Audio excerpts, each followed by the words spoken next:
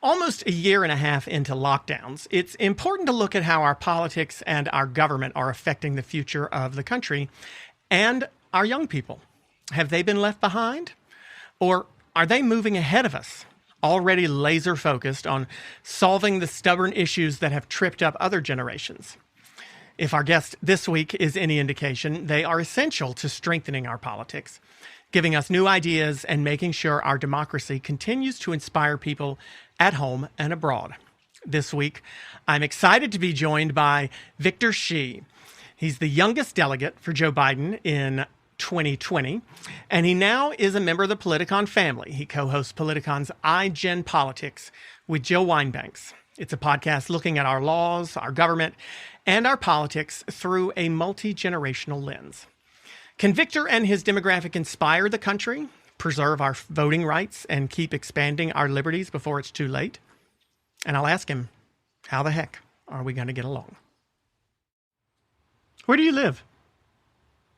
So I'm currently in Chicago, and today actually happens to be the first day of Lollapalooza. And it's and here you are stuck with me. Hey, I'd rather be here. It's so many people, and I am quite actually worried about what's going to happen, but we'll see. Is it, well, what do you mean worried about what? Like people acting a fool or COVID? COVID. Really? It's, I think there were supposed to be like 100,000 people coming, and they're all going to be jam-packed. Do you think the Lollapalooza no crowd is a vaccinated crowd or a non-vaccinated crowd? I feel like they're vaccinated, don't you? So they're requiring vaccines. Oh, there you go. So I hope that everyone is. Yeah. Right. So if they've required them, is there anything to worry about if everybody's vaccinated? I guess not, but I just hope. I don't know how savvy people are in like forging vaccine cards, or I think so it's either you have a vaccine card or you show a negative test, and that has to be done. Like this test has to be negative within like 72 hours, right. I think. Yeah. Well, so I mean, at some point, are you nervous that are you more nervous that people will get sick, or more nervous that we will end up having to live in this state of semi-panic and fear for a long time? Oh, I'd say both. Really? I think if it's sick, Lightfoot, I think next week she plans, Mayor Lightfoot in Chicago, she's, I think, intending on reinstating some restrictions depending on how things go. But now you've gotten your shot. I've gotten both my shots. Yeah. And how old are you now? You're 18 now? Just turned 19, or not just actually. It's been a month and a half. So turned 19 and got my vaccine. Okay, so you're vaccinated. It's interesting to me to ask someone of God, it makes me feel so old, of your generation to even say that. To ask, you are just now able to get into the world, right, as an adult, and yet the world is not open for you. Does that make you nervous? Does it make you a little bit pissed? How do you feel that your adulthood is starting out in a way that nobody else really has had to? You were in high school last year, or you finished the year before? So I finished the year before, so it was like March, and then COVID hit, and then my senior year was that year, and graduated virtually, and then first year of college was... Does it piss you off that you didn't get to walk in cap and gown like everyone else did, and that your first year in college was not in the same sort of dorm situation that everybody else has had? Honestly, so I've had so many conversations with my friends about this. For high school, I particularly wasn't that sad not to be able to walk down the high school graduation stage, only because our high school was huge, and so it would have taken a long time. So I actually preferred graduating virtual. But my first year of college, that was really I felt a lot of kind of just sadness around like not being able to experience freshman year the same. But honestly, now looking back on it, I think, if it weren't for the pandemic, I wouldn't have met Jill. I wouldn't have been able to kind of do what I did virtually. So in a way, there were opportunities that came about, but also it was kind of unfortunate that, my first year was at home and not on campus. Well, listen, mad props to you for having that sort of attitude of finding the silver lining, finding the positive in situations. Speaking of Jill, that's another person who sings your praises and loves you. I spoke to her a few weeks ago, and she was talking about loving to get to talk to you on iGen Politics. I am so fascinated by the concept of that podcast in general, but how did you, kind of give me a little bit of a background on how you became so involved in politics at a young age. I loved politics when I was a teenager and in high school also, but I was certainly not a delegate for for Bill Clinton when I was in high school, like you were for Biden, the youngest ever, I think, right? So it's so funny because both of my parents, so they both immigrated from China, from Beijing, China, and they are not politically involved at all. My dad is an engineer for AT&T. My mom is a financial analyst for U.S. Bank, and they both also are to the right of me politically. They both voted for Donald Trump in 2016, and my fascination with politics really began when I was in 8th grade. I was sitting in my 8th grade social studies classroom, and it was right the week before the Iowa caucuses. It was this kind of contentious moment because it was Hillary running, it was Bernie running, and then also we had Trump running. And my teacher, all of a sudden, she just started explaining the political spectrum and kind of what each party believes in. And then at the end, she told us all, like, as young people, like, you guys can really make a difference if you guys get involved in politics, if you guys make your voices heard. And so it was really hearing that got me involved. What did she say the parties believed in? Can you remember? She was basically... So she basically was like, she spoke more about kind of the partisanship at the time and the divisions between the two parties, that Democrats really cared about social values and really cared about issues that, mattered to the economy. They were bold. They really kind of made forth with these like progressive issues. On the Republican side, she was a bit biased in this sense, but she really didn't like Donald Trump, and she thought that Republicans were this, they believe in small government, they really believe in personal freedom, and so those were kind of the values. And then she at the end kind of had us identify where we stood, and then it was not until the end of the classroom that she kind of gave this like motivating speech where it was like, like, as young people, you guys can get involved and make your voices heard. Did that make you uncomfortable? Did that make people in the classroom uncomfortable to have the teacher say, this one party feels these positive things, this other party doesn't? Now tell me where you stand. Did that make people nervous, or do you think people were able to be honest? Honestly, I think 8th graders at the time were a bit oblivious or they weren't quite in tune with what she had to say, but I found it just so fascinating knowing that there's this world in which you have political parties and you have, people running to become president of the United States, and you have, these different values, and you kind of identify yourself with one of these values. And, I knew like little to nothing at the time, and it was just kind of knowing that this political world existed, and this world existed that really valued young people at the time, and still does, who got involved. And so I just found that fascinating. Do you think the world values young people? I really do, especially in politics. What I found is that I really feel like politics is a true meritocracy in the sense that, for me, I was a volunteer for like 4 years on a campaign. I, made phone calls, text banked, and really all of my friends who I know who kind of are now experienced in politics, they really kind of feel the same way in that, in politics, you start small, but if you like put in the work, if you do what you're asked to do, it really kind of lets you blossom. And the younger age that you start, the more opportunities people give you. And I really think that in politics, young people have a substantial voice, a substantial value. And I think candidates really realize that. And I think that was evident in 2016, but certainly in 2020. Did you find yourself wanting to be involved in the party and wanting to be a delegate because you particularly liked one candidate specifically, or you just identified with the party itself? So for me, it was definitely more the candidate. I was torn between Kamala and Biden, which is, I guess, it was odd at the time. Really? Because she dropped out real soon. So how torn could you have been for long? So like a lot of young people, I found President Biden to, really kind of follow that old school style of thinking where, it was really just working together, not really bold solutions. Kamala kind of represented this new voice in that she was diverse. She really gave me, at least as an Asian American, some sort of representation.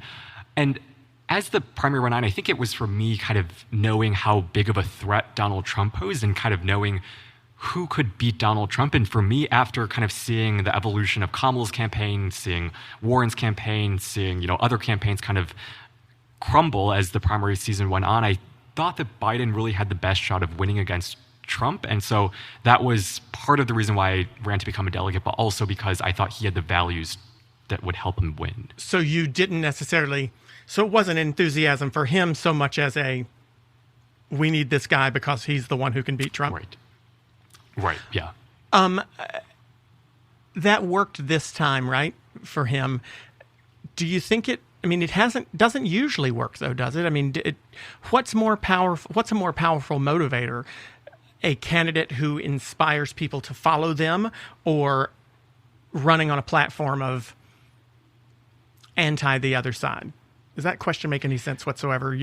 I guess candidates in the past, in my lifetime, God, I feel again old, have run for something and been successful, but it feels like more and more often the successful politicians tend to be those who are running against something else.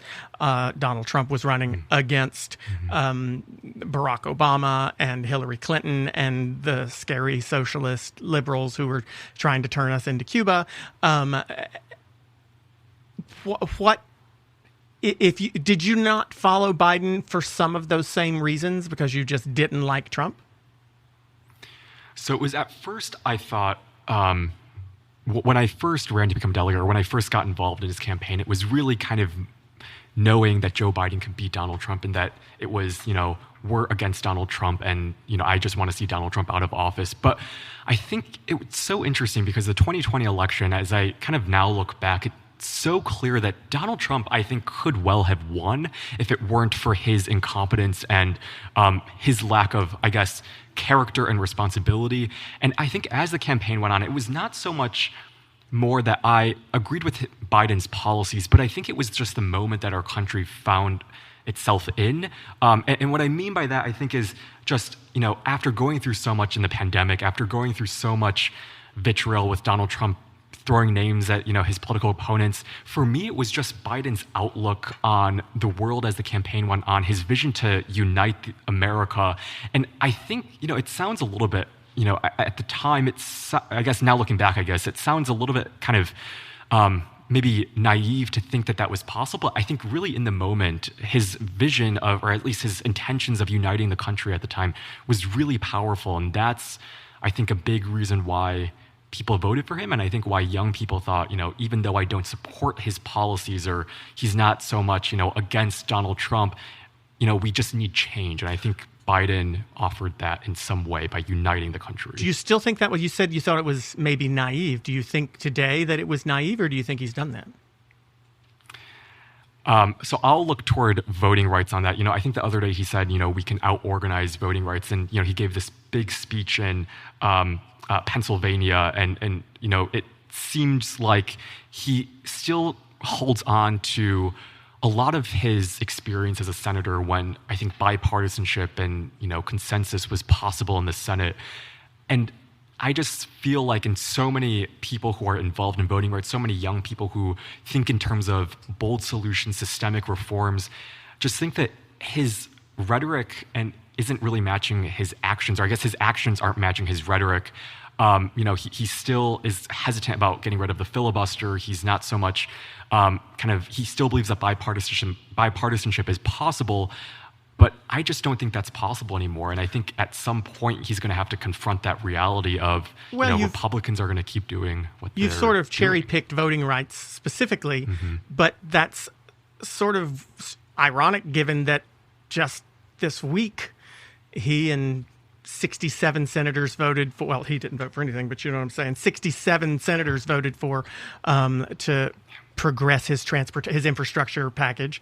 That's bipartisanship, isn't it? I mean, at the same time that was happening in the Senate, you had Liz Cheney and Adam Kinzinger joining with Democrats in the House to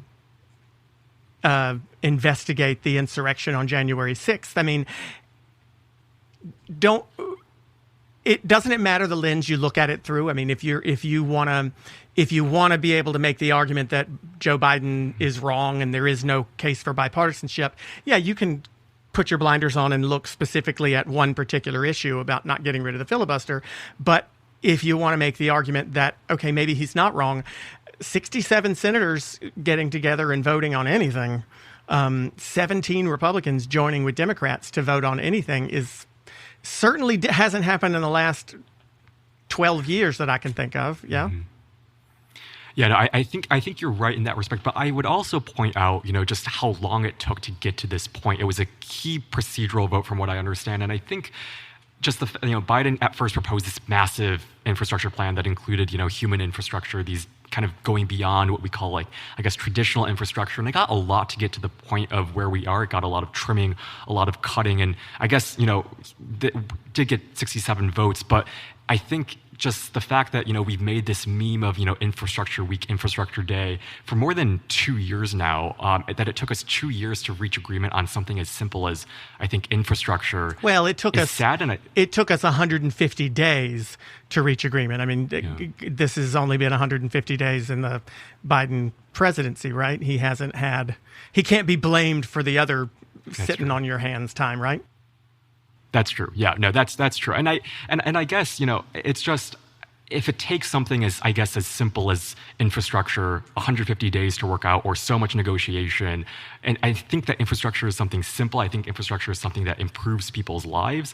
And I think that when we see so much partisanship on something as simple as infrastructure, it kind of creates, I think, more of this kind of sense that, Republicans and Democrats won't be able to find any other consensus on bigger issues like, finding consensus on climate change or voting rights. Well, I was going to get so excited about you, Victor, because you seem to have such a positive, you call it naive, I don't call it naive, this positive attitude and this upbeat idealism for politics in America, but now you're bringing me down with you all of a sudden to this idea that you don't think that it's possible. And the purpose, you and Jill Wine-Banks, as I've said, have this really interesting podcast where you compare your not just political opinions, but you both are on the same side of the aisle, but you have vast age difference between the two of you, and I think that's just a fascinating way to look at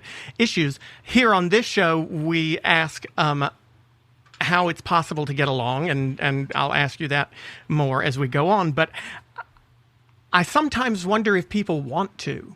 Do you think people want to get along? Because it would seem to me that if people wanted to get along, they would cheer for a win, for a bipartisan win, instead of saying, okay, well, fine, infrastructure was easy, and these other things are going to be really hard, and there's not going to be bipartisanship, and people aren't going to work together. In order to have that success, someone, Joe Biden in this particular case, and I've owned that bias, and people know that I like him, but someone had to have the faith that it was going to happen in the first place, that it was possible, while a bunch of folks said, Joe Biden, you're old and you don't know what you're talking about, and bipartisanship is dead. Someone had to say, no, I'm right. It is still possible. And then look, today, or this week, it did happen. Mm-hmm. Do you think that people need to believe that it's possible first before it can happen? Or how much of a self-fulfilling prophecy is partisanship? So I guess first, I agree. I think that there should, in general, we should celebrate the infrastructure plan, I guess, in the sense that we were able to get 17 Republicans on board, and that was a moment to come together. But I think also we should recognize that it took 150 days, like you said, to get that done. And I came across something that I found really interesting, and that was basically the number of Americans who identify as either Democrats, independents, or Republicans. And what they found was that usually it's a third, where a third identifies Democrats, a third identifies Republicans, a third identifies as independents. And now it's that 40% of Americans identify as independents, 30% as Republicans, 30% as Democrats. And my initial impression when reading that statistic was that I thought that bipartisanship, at least in terms of the American people, was possible, that because we identify as independents, somehow we could reach more consensus on different issues. But one of the most fascinating aspects about that poll, I thought, was that people are still voting for the same candidates or for the same party. That 40% are still voting for the same people. And so I think in turn, what that really raised to me was that our whole incentive structure, at least for Congress people and people who are supposed to represent us, is backwards in the sense that they get more extreme and they don't find any willingness to change because their voters are still going to vote for them. Well, and so, I think there's one mistake that often is made, in my opinion, in the media is when we present these three pockets of voters, Republicans, Democrats, and independents, they always make the mistake of putting the independents in between the Republicans and Democrats. And being independent in America, although it may look like it on paper, does not mean being moderate. And there are so many of those people in that independent bucket who are arguably more conservative than Republicans or more liberal than Democrats, who don't fit in a moderate. Independent does not mean conservative. When I ran for Congress myself, there were a lot of independents, but trust me, in the district I ran in, they were all hardcore Tea Party, what would today be MAGA voters. Just because they were independent didn't mean they were going to vote. They might change parties. You're talking about, I think, the incentive for the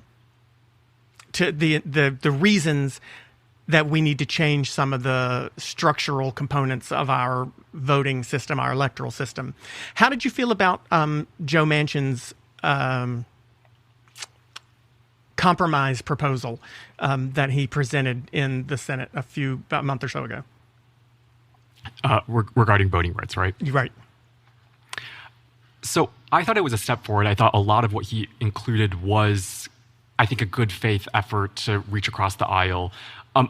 But what I think in terms of Gen Z and how young people think is that at some point, I think we can't just settle for the bare minimum in terms of, there's going to be gerrymandering. Republicans feel the urge to keep obstructing, to keep gerrymandering districts. And I think at some point, Democrats really need to be bold and pass the For the People Act, pass the John Lewis Voting Rights Act. But didn't Joe Manchin's thing get rid of gerrymandering? I mean, Joe Manchin's proposal, his compromise, included mandatory nonpartisan redistricting commissions across the country, right? Yes, but I don't think it included things like getting rid of dark money in politics or some of those more kind of structural campaign finance reform issues.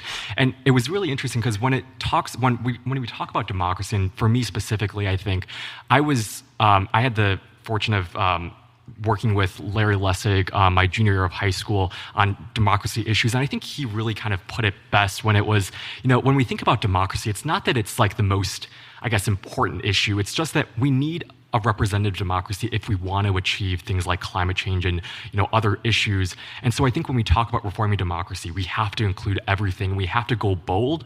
Otherwise, I think especially in this polarized kind of partisan world, it's going to take such a long time to get piecemeal things passed in Congress. And so I think we really need to go bold unless but would it not take longer to do nothing?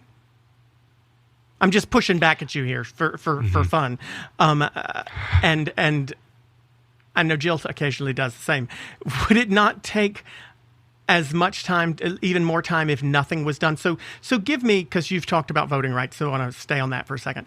What would be the most important components of necessary structural changes to our voting system and democracy for you, for Victor? What would those be?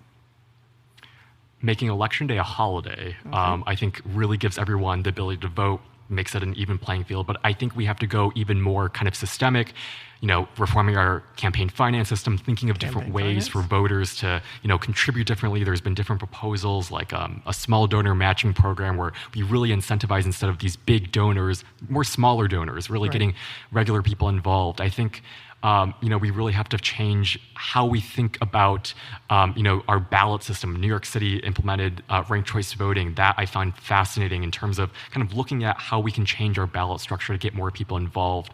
And I think lastly, I'm writing them down because I want to keep up with you. Lastly, the Electoral College is a huge issue, especially now. In my lifetime, at least, I was born. I was born after 2000, but I lived through the 2016 election. But it was within 16 years we had 2 elections in which the winner of the popular vote lost the election because of the Electoral College. And so I think we have these systemic kind of structural issues, and I think those kind of 4 main categories: campaign finance, making Election Day a holiday, changing our ballot structure, and then also the Electoral College. Should I add? You mentioned gerrymandering before, but this is not on your list. Gerrymandering, yes. Okay. Sorry, gerrymandering as well. Because I hate gerrymandering more than anything, so I want to add it to your list. So let me just let's throw in some of the issues that the other side argues about. They have wanted voter ID for a while.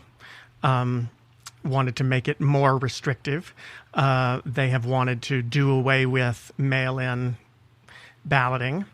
I guess I know at times, and I know the arguments against that I would use against them is, oh my God, places like Utah and Washington State and several states have used mail-in balloting for decades, and you didn't have a problem with it then. So why are you worried about it now? Why do you think they're worried about it now? I think because it's getting more extreme. Mail-in balloting? I guess the restriction of mail-in balloting, the requirement of more ID laws. I think Democrats, and from I guess just my own view, is that I think we need security in our elections. I don't think that we should have, no IDs. But I think that, having some form of ID is important. Having having mail-in ballots is an important option. But I think would you give in and accept some sort of voter ID in exchange for getting one of these other things on your list here? I think the reason why I think that we should go bold and include all of those different components is only because we have such short election cycles, and because Democrats have this moment now in the Senate, in the House, and the presidency to get this stuff done. I think we have to seize upon it and actually get it done. Otherwise, in 2022, it seems like the House is vulnerable. State legislatures across the country might get more Right, but that sounds to me, Victor, like you are worried about it because the House is vulnerable for Democrats, right? Republicans think it's that's a good thing for them. I mean, do we need to get it done because it's the right thing to do, or do we need to get it done because if we don't, we might lose the House? Both. I think it's the right thing to do because it protects our democracy, it strengthens our democracy, gives more representation to people, but also because if we don't do it someone in Wyoming or Montana would not agree with you when it comes to that argument for the Electoral College, because if I live in Wyoming or Idaho and you get rid of the Electoral College, then I, can strongly say, well, damn, my vote's going to count even less now, because urban voters and suburban voters are going to always vote in a block, and rural, ranch hands from Montana and Wyoming are going to vote in a block. And therefore, the Electoral College is the only thing that's protecting me as a voter in Wyoming. How do you respond to them? I think when we think about the key principles of our democracy, this notion of one person, one vote, equal representation, I think, sure, the Electoral College somehow gives Wyoming or rural areas more of a voice than urban areas. But there is also some statistics out there that say if all the urban areas vote for one party over another, it still wouldn't have any significant effect on who wins the election, because you need to reach more than 50%, or you need to win, 50% or the majority of the votes. So your vote would still count if you live in a rural area. It's just that you wouldn't have electors representing you. It would be you going into the ballot box, and it would be your vote solely for whoever you vote for. And we just don't have electors representing you in that sense. But it's kind of fulfills that notion of one person, one vote, But we aren't necessarily. I mean, again, I'm playing devil's advocate for you because you're ridiculously smart, and clearly going to be governor or president yourself someday. So let me prep you for your debates. We're not a country that votes for the president. We are a federation of states. We are a republic that has 50 states, and those 50 states vote for president, right? I mean, prior to the 17th Amendment, I'm not sure which one it was. Prior to one of the amendments, we didn't even vote for our senators. Our state legislatures voted for each state senator. So we are, the state of North Carolina is casting 15 electoral votes for President Trump, for Donald Trump, while the state of Georgia is casting its 15 electoral votes for Joe Biden. Are we so media? Is our media so nationalized that we forget that we aren't a country of 330 million people so much as we are a collection of 50 separate states with different laws and different interests? I think things are so driven by national headlines that we sometimes lose sight of that fact. And if I'm understanding the question correctly, I think having these national elections for presidency, for congressional races, for Senate races, they're important. And I think that's part of the reason why you see turnout so much higher for those races compared to local elections and state elections. And I think in part that's because we have put things in such national terms that we forget about what's happening in our local politics. And I think that's something that's just as concerning, getting people to care about local politics, their state representative, their school board member, while also still caring about national politics and who gets elected as president and how their vote is significant on that national scale. But I think if you think in terms of local and then national, you start to realize that your vote has a bigger impact than if you were to think, I think, from national to local, if that makes sense. Because if you think in terms of national terms, for me at least, it would seem like if I'm living in Illinois and if I vote for Joe Biden, my vote won't count because I'm in a blue state. Whereas if I start thinking locally, I know that my vote counts because I have an influence. And then knowing, kind of placing myself in this broader picture, I know that somehow it does still count even though I'm in a blue state.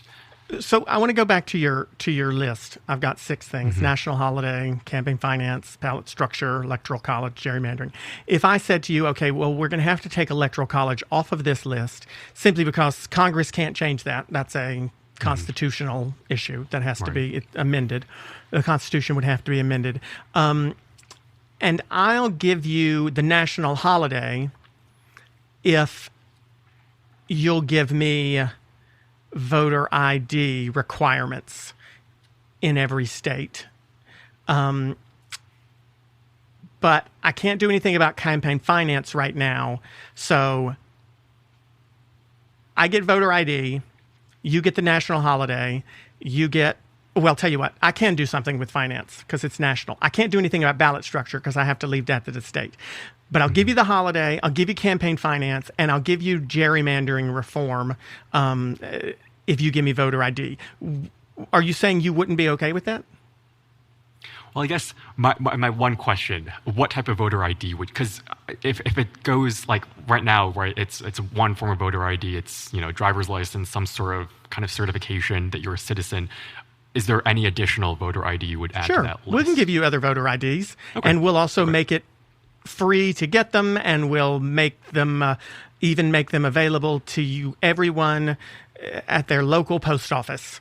We'll do everything we can to make the voter IDs as available and as many different possible ones as we can. Let's assume that we make that voter ID provision something that you're satisfied with. But I can't do anything about ballot structure, and I can't do anything about the Electoral College. You still okay with it? I mean, we're not voting for anything right now, but hypothetically.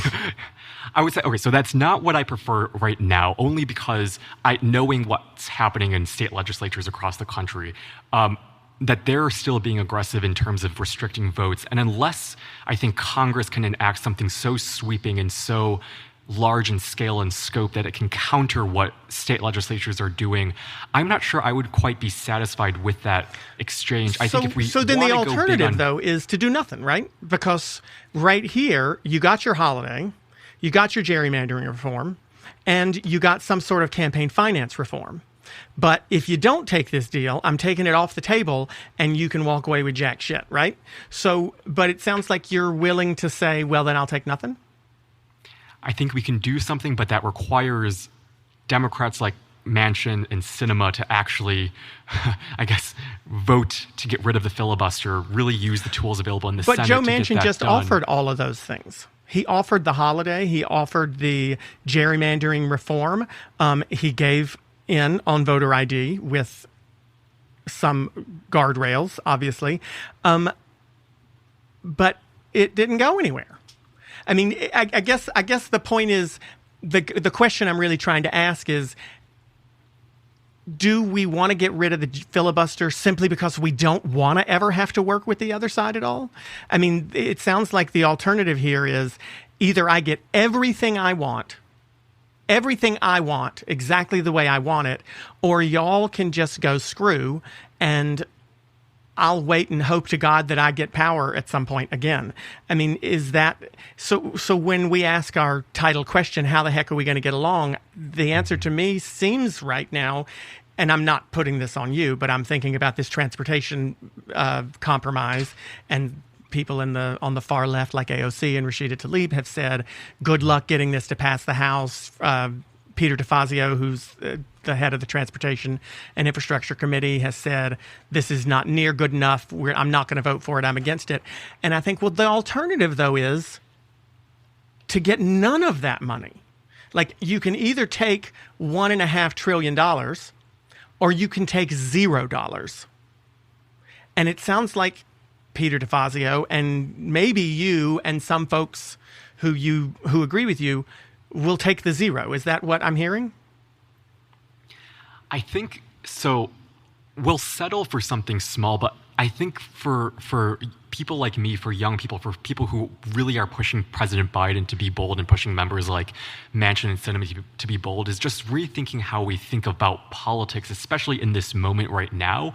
I think if it was a world in which bipartisanship existed, in which state legislatures across the country weren't so driven on restricting votes, passing these laws that would make it harder for people to vote, for people of color to vote, I would be fine, I think, with a bipartisan consensus. But what I'm worried about is that something like Joe Manchin's bill or some small watered-down version isn't nearly enough to confront the challenges that we have ahead of us. Okay, so then we have nothing, right? So we do nothing in the Senate, right? And then the State House in Georgia and the State House in Texas and the State General Assembly in North Carolina, they're still going to do all that shit, right?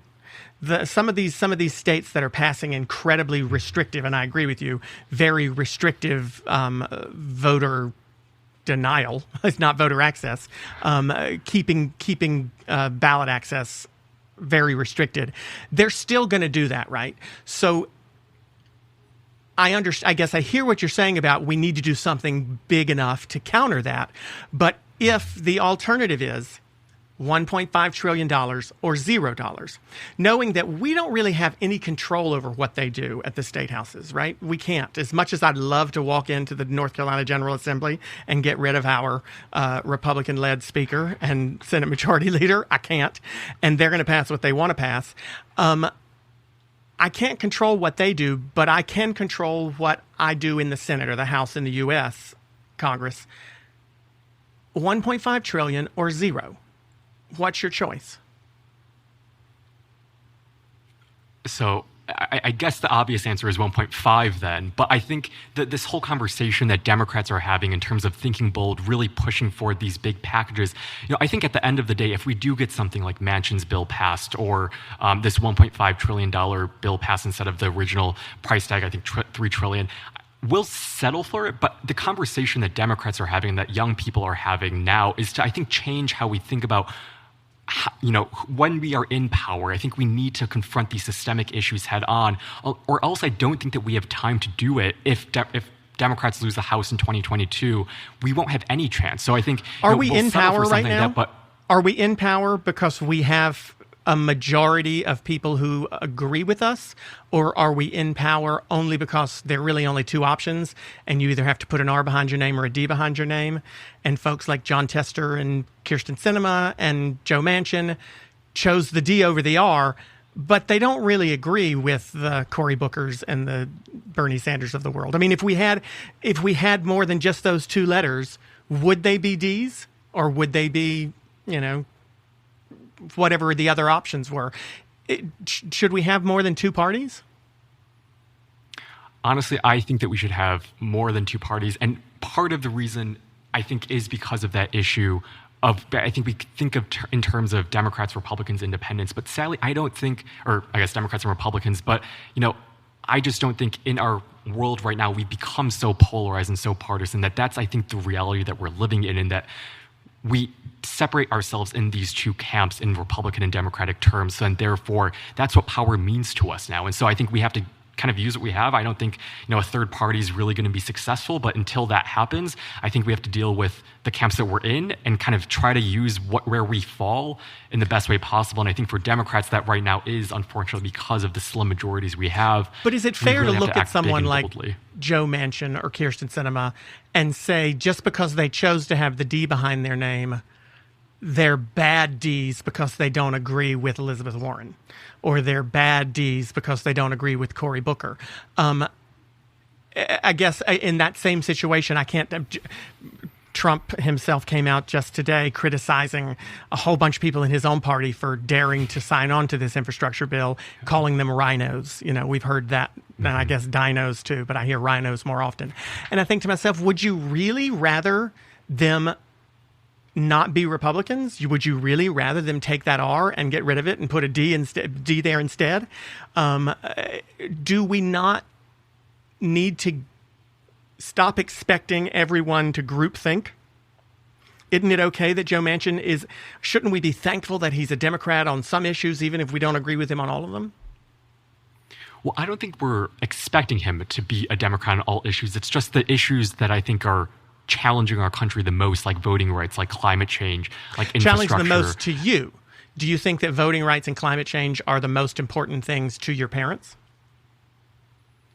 No, but they're the issues that I think take the most to reform, in the sense that these are big issues that take systemic change. But are they the most important to most people? I mean, I can understand why the younger generation would see climate change as a very systemic, a very important and pressing issue. I can understand why someone who had lost their family to gun violence would see gun control as a pressing and primary issue. But aren't we asking people to have put our priorities first? Like if before gay marriage was legal, if I expected someone to vote for the candidate who supported same-sex marriage, wouldn't that be me saying, you need to put my needs before your own? Is it okay to do that? I mean, voting rights is important to me and to you, and I love that you love it, and I'm with you on most of the issues, but I wonder if we have gotten too selfish, and maybe younger generations have gotten to a point where they're so used to having what they want right in front of them on Twitter or Instagram, or their, any entertainment option they want on YouTube, that we forget that my priorities might not be somebody else's priorities. How much do we need to be reminded of that? I think you definitely have a point in that. The reason why I think voting rights is such a big issue, and why I think we're in such a big debate about this, is I think because it just matters so much just for the foundation of our democracy, our constitution, our system of government. And so while it may not matter to someone who is maybe living out in Wyoming or Alaska, I think just if we want to build up from there, we need to establish some sort of consensus on where our democracy stands, and have at least some sort of agreement on something as fundamental as infrastructure, climate change, voting rights, and get that set before we can address other issues, and find consensus where fundamental rights matter. Victor! You just said we need to get consensus on infrastructure, but 30 minutes ago, you weren't satisfied with the consensus that they found on infrastructure. Sorry, not consent, but more we have to get these issues addressed. They're trying to. And think boldly. They're trying to, but they're not bold enough for... they're not bold enough. They're not bold enough for some folks, right? So right. Do we need to stop expecting everything to be our way. Listen, if I had my way, we'd spend an ass ton on infrastructure. We'd change the Constitution to make gerrymandering constitutionally not possible, and campaign finance. I'm with you on so many of these things, but at some point, don't we have to realize, shit, as much as I want 100% of things my way, like, if I won't even accept 95% of what I want, then I'm not going to get anything, right? At some point, do we have to dream and hope and push and keep striving for the bold stuff while also accepting, damn, we got a win here, and we got $1.5 trillion when, had we not been in the majority, we would have gotten jack shit, right? I mean, because that is the alternative, not being in power. And right. If we've gotten rid of the filibuster, then when that day comes, and God forbid it's gonna, if we've gotten rid of the filibuster, then we can rest assured that we'll get nothing that we want, and we'll stop nothing that we want to stop, right? I'm fine with so two things. I think you encapsulated my argument much better than I did in that. Oh God, that's the first time I've ever done that. No, I mean seriously. Though, I think like these we push Democrats on bold, big, progressive ideas. I think that's the norm. I think that's the culture now. I think that's just. Young people expect that from Democrats. We'll settle for something that might be smaller, but I think it's that notion of we need to push for these big solutions. And in terms of the filibuster, at least for me, I don't see getting rid of the filibuster. The biggest argument against it, I think, is that if we get rid of the filibuster now, that Republicans will abuse it once they get in power. I'm fine with that. If you win an election, then I think you deserve to use power how you want. But I think. I'm writing that down. I'm writing that down, and God forbid this doesn't happen, but in 4 years, when they decide to reban same-sex marriage or ship everybody back to their home, I don't know. Who knows? I'm going to call you back and see if you still feel the same way. And I guess like the magic of that is that also like because it's one thing to debate about the filibuster, but also like if that does happen, we do have House elections every 2 years to prevent something as big as, if they have power for 4 years, we have those checks to prevent something huge from happening. I take, the 2018 midterm elections as an example. If that didn't happen, imagine what Trump or the Republicans could have done to issues like healthcare, to voting rights, to anything like that. So I think, granted, those 2 years, those 2 year things only matter if things are not gerrymandered so much that only 30 seats in the U.S. House are even competitive anymore. So we got to get rid of gerrymandering. But Victor, you didn't accept that when Joe Manchin offered it. So I guess you're screwed in 2 years when those things come around, right? I feel like at those moments, like we want everything we want right now, but when it doesn't have everything we want in it, and we vote against it, like Peter DeFazio is saying he's going to be against this Senate thing, then 4 years from now, when all of the roads and bridges in Oregon are completely crumbling, and he says, damn, why didn't we do something about it? People are going to be able to turn to him and say, well, they offered you $1.5 trillion, but you voted against it because it wasn't $2 trillion. And I just wonder if we have enough foresight as humans, as Americans, if we have a long enough attention span to look forward and say, okay, am I going to regret not being okay with this in 10 years, when that building falls down or that bridge falls down, is anybody going to care that it did not include tax increases on the wealthiest 1% when hundreds died? You know what I mean? Yeah, well, you take that and go with it where you want. I think I guess I'll just propose a thought experiment, is that if we didn't think in terms of these bold solutions or these bold policies, I don't even think it would be $1.5 trillion. I'll give you that. Unless I think we have to aim the flagpole so high now, and I think we have to change at least Democrats and how we think about issues. I think part of kind of getting, sure, it may not be 3 trillion, but it's sure higher than if we were to think about, if we started at 1.5 trillion. So I think it's setting the flagpole high. It's setting, where we want to see. It's, really kind of seeing the biggest, the boldest solutions. Sure, we may not get there, but we want to see that happen, because otherwise it would be much smaller and, I guess, more dangerous for our democracy if that doesn't happen. So I think we do have to aim high enough. And if it doesn't happen, sure, I agree with you that yes, it's better than nothing, but we do have to aim high. And I think that's what young people, I think that's what Democrats or young Democrats hope to see done. I'm with you there. I'm all for aiming high, but if you don't hit it, my position at least is accept that your high aspirations did get you to 1.5 trillion instead of 500 billion, and vote for that fucker. Oh, God, we're going to have an explicit thing on this episode now.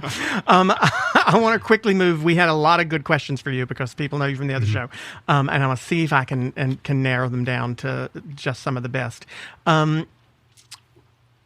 Jackie from LA asked how important is it for students to meet face-to-face? I think she's talking about the COVID pandemic. You touched on that a bit earlier, but answer Jackie's question. How important is it for students to meet face-to-face?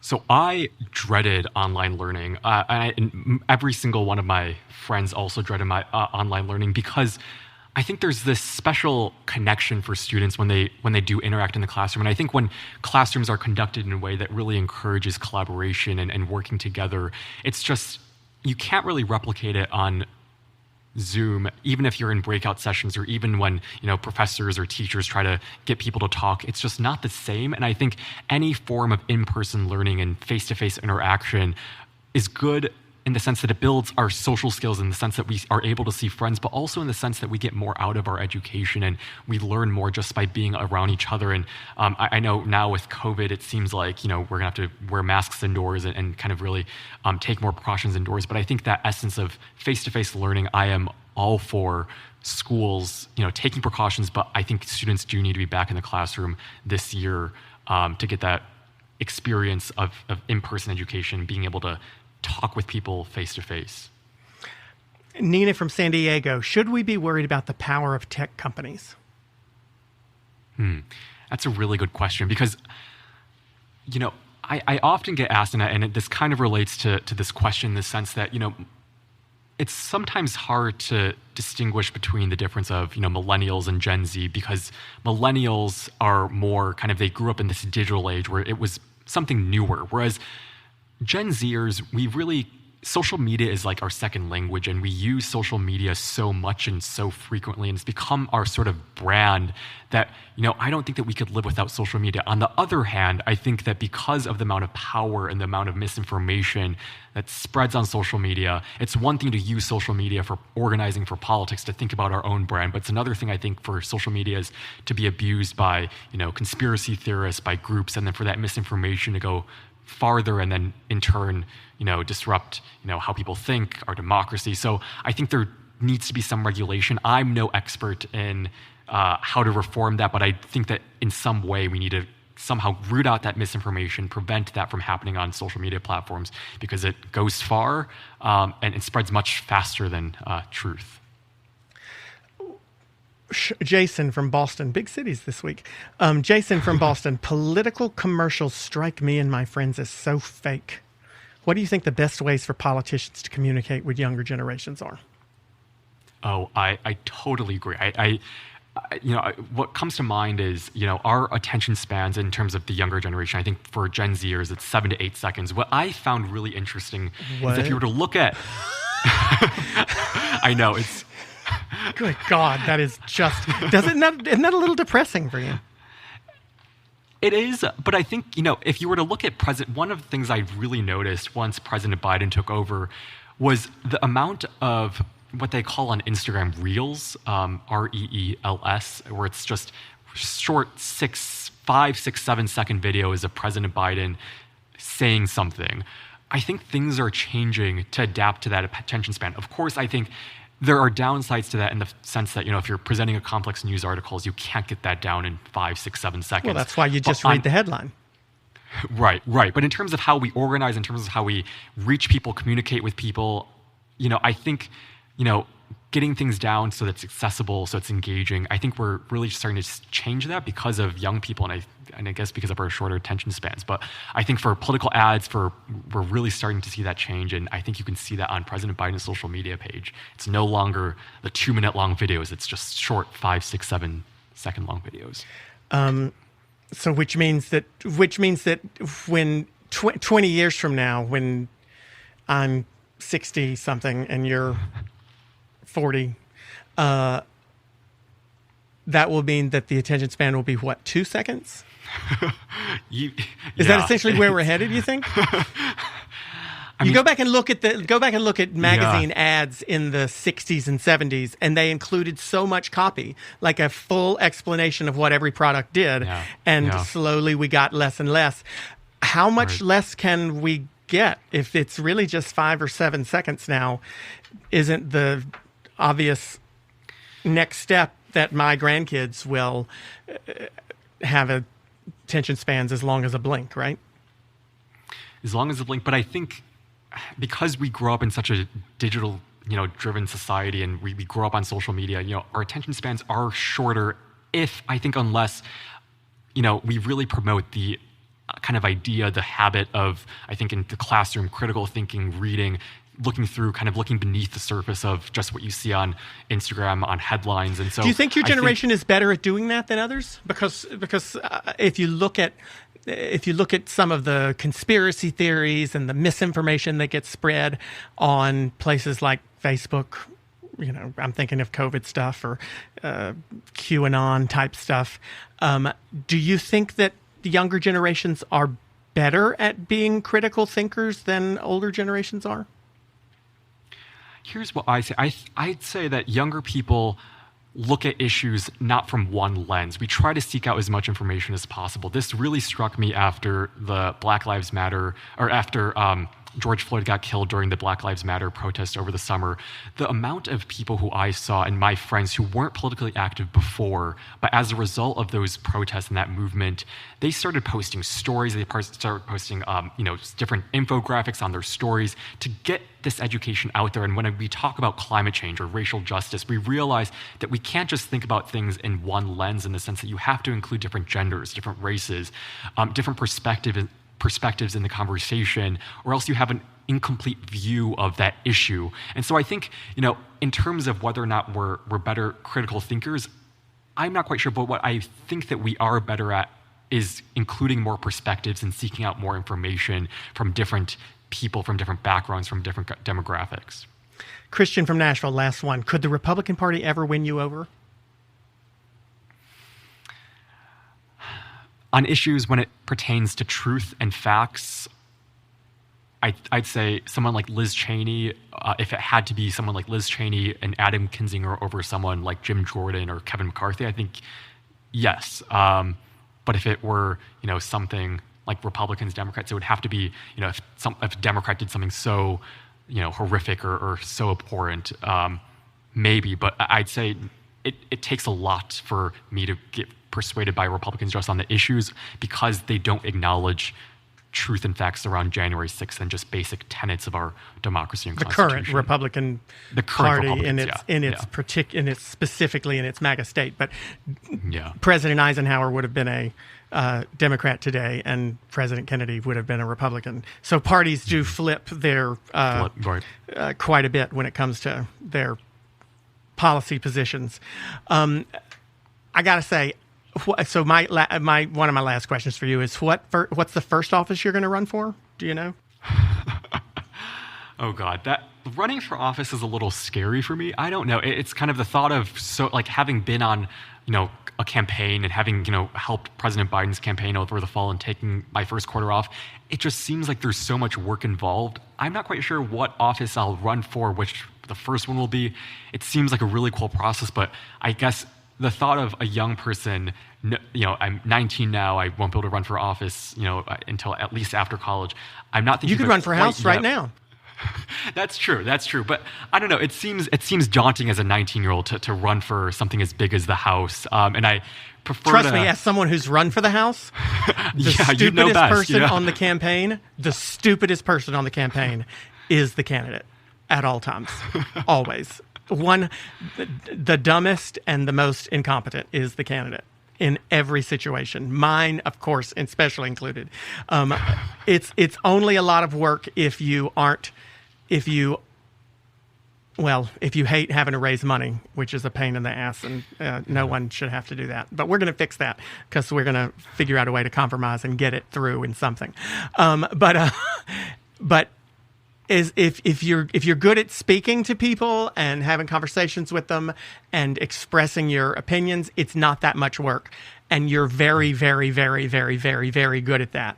And then all the hard, real work is done by staffers who don't get any credit or attention. So, I mean, don't let that part scare you to death. Unpaid interns too. That's a big thing that I notice. Just unpaid interns as well. But there are people who work for campaigns for free because I could promise you I didn't have any of those folks. Everybody's looking for a paycheck. It blew my mind. I got to tell you, of the landscape of political podcasts, and there's a whole bunch of them, and Politicon's got 4.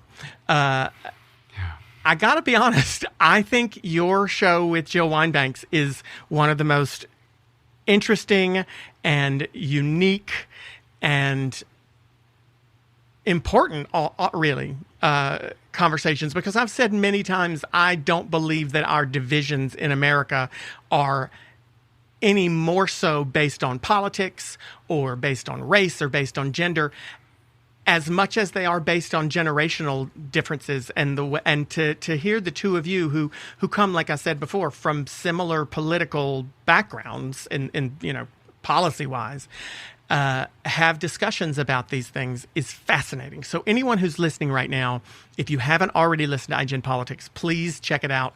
Jill Wine-Banks, Victor Shi, and it comes out on what day of the week? You guys tape on what day?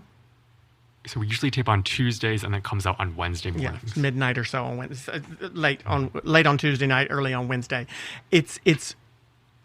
I almost recommend it more than this one. If I recommended it more than this one, then I think I would make the Politicon folks upset. But I got to tell you, I really do. So if you're listening, check out Jill Wine-Banks and Victor Shi on Aiken Politics here on the Politicon podcast family. And Victor Shi, tell me, please, how the heck are we going to get along?